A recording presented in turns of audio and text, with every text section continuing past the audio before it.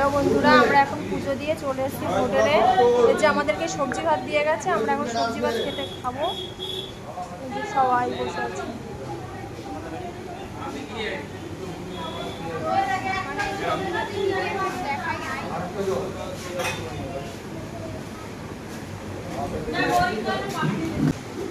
তো আজকে দুপুরে লাঞ্চে আমাদের কি আছে দেখো।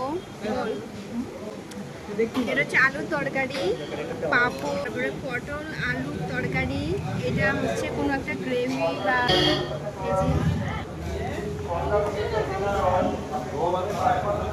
আমরা এখন খেতে বসলাম।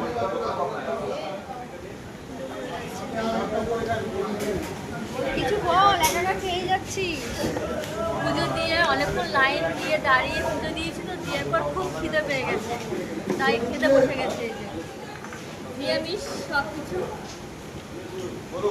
আস্তে খাও যায় হয়ে গেছে।